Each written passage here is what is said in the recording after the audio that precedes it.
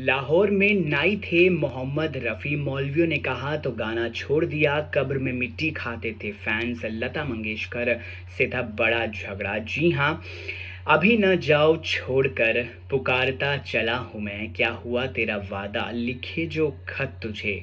ये ऐसे एवरग्रीन गाने हैं जो लेजेंडरी सिंगर मोहम्मद रफ़ी ने गाए हैं। मोहम्मद रफ़ी आज लेजेंडरी ना होते अगर 1933 में लाहौर की नाई की दुकान में पंडित जवाहरलाल नेहरू की नज़र 9 साल के नाई फ़िक्को यानी कि मोहम्मद रफ़ी पर ना पड़ती।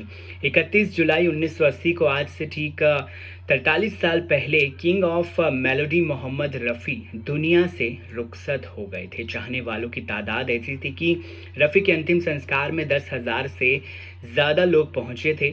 भारत सरकार ने इनके निधन पर 2 दिनों का सार्वजनिक शोक अनाउंस किया था। मोहम्मद रफ़ी का जन्म 24 दिसंबर 1924 को कोटला सुल्तान सिंह अमृतसर में हुआ था। 6 भाई बहनों के परिवार में रफ़ी दूसरे सबसे बड़े भाई थे। इन्हें घर में सब प्यार से फ़िक्को बुलाया करते थे। रफ़ी एक रूढ़िवादी परिवार का हिस्सा थे जहां नाच गाने पर पाबंदी थी, लेकिन रफ़ी अलग थे। गांव की गलियों में गाना गाते हुए एक फ़कीर को देखकर रफ़ी ऐसे प्रभावित हुए कि रोज़ाना उन्हें सुनने का इंतज़ार करते थे। उस फ़कीर की नकल उतारते हुए रफ़ी साहब खुद भी रियाज़ किया करते थे। 9 साल की उम्र में रफ़ी का परिवार लाहौर शिफ्ट हो गया था। रफ़ी को कभी पढ़ाई में दिलचस्पी नहीं थी, तो उनके पिता ने उन्हें बड़े भाई के साथ खानदानी नाई की दुकान में लगा दिया।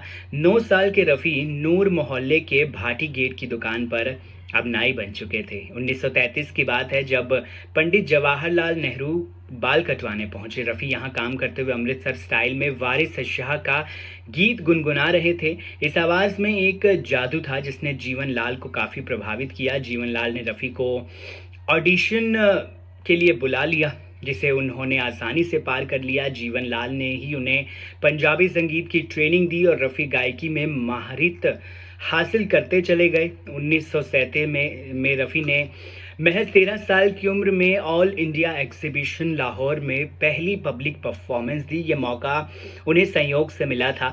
दरअसल स्टेज पर बिजली ना होने पर उस जमाने के पॉपुलर सिंगर कुंदन लाल सहगल ने स्टेज पर गाने से ही इनकार कर दिया था। ऐसे में आयोजकों ने रफ़ी साहब को परफॉर्म करने के लिए कहा।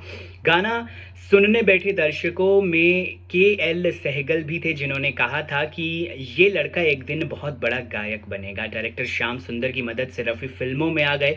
पहला गाना रहा गल बलोच फिल्म का परदेसी सोनिए ओ हीरिए। लगातार गाना गाते हुए रफ़ी खूब नाम कमा रहे थे। एक्टर और प्रोड्यूसर नज़ीर ने मोहम्मद रफ़ी को 100 रुपये और एक टिकट भेजकर बॉम्बे बुला लिया और यहाँ उन्होंने फिल्म पहले आप का गाना हिंदुस्तान के हम हैं रिकॉर्ड किया। नौशाद ने इस रिकॉर्डिंग का किस्सा सुनाते हुए बताया था कि देशभक्ति गाने में साउंड इफेक्ट देने के लिए सभी सिंगर्स और कोरस गाने वालों की मिलिट्री वालों के जूते पहनाए गए थे। जूतों की आवाज़ से ही साउंड क्रिएट कर रिकॉर्ड किया गया था। जब रिकॉर्डिंग पूरी हुई तो मोहम्मद रफ़ी के पैरों से खून बह रहा था, लेकिन उनके चेहरे पर एक चमक थी। ये चमक थी अपना पहला हिंदी गाना रिकॉर्ड करने की। अनमोल गुड़िया, शहीद, दीदार, कोहिनूर जैसी फिल्मों में बेहतरीन गाने गाते हुए रफ़ी साहब एक स्टार बन गए। बैजू बावरा में प्लेबैक सिंगिंग करने के बाद रफ़ी ने कभी भी पीछे मुड़कर नहीं देखा।